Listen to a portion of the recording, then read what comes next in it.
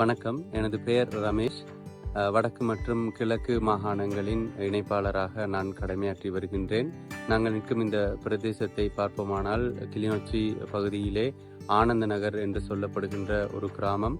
இந்த கிராமத்திலே child action Lanka தனது சிறுவர் அபிவிருத்தி செயற்பாடுகளை 2012ஆம் ஆண்டு முதல் 14 வருட காலமாக இவ்விடத்திலே செயற்படுத்தி வருகின்றது.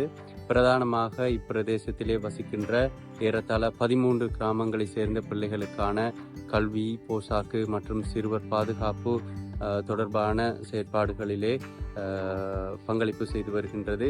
இவ்வாறான சூழ்நிலையிலே இங்கு வருகின்றதான பிள்ளைகளுக்கான காலை மற்றும் மதிய உணவை சமைத்து வழங்குவதில் இந்த நீர் பற்றாக்குறையானது ஒரு மிக முக்கியமான சவாலாக கடந்த 4-5 வருடங்களாக காணப்பட்டு வருகின்றது. இது தொடர்பாக உதவி செய்கின்ற அநேக நிறுவனங்களுக்கு நாங்கள் விண்ணப்ப கடிதங்களை கொடுத்திருந்த போதிலும் இதுவரையிலும் எங்களுக்கு சரியான எந்த ஒரு பின்னூட்டலும் கிடைக்கப்பெறாத காரணத்தினாலே எங்களுடைய இப்பிரச்சனையானது இன்னும் இவ்வாறான சவாலான சூழ்நிலைகளுக்கு முகம் கொடுக்க வேண்டிய நிலையிலே காணப்படுகின்றது. இவ்வாறான ஒரு சந்தர்ப்பத்திலேயே நாங்கள் உதவும் கரங்கள் அமைப்பு தொடர்பாக அறிந்து கொண்டோம். நீங்கள் சிறுவர்கள் மத்தியிலே செய்கிறதான அநேக செயற்பாடுகள், விசேஷமாக கல்வி தொடர்பான உதவிகள், நீர் பற்றாக்குறையாக காணப்படும் பிரதேசங்களில் அதற்கான தீர்வு காணுதல், அதே போன்று அதற்காக உதவி செய்தல் போன்ற செயற்பாடுகளை நாங்கள் அறிந்து கொண்டோம்.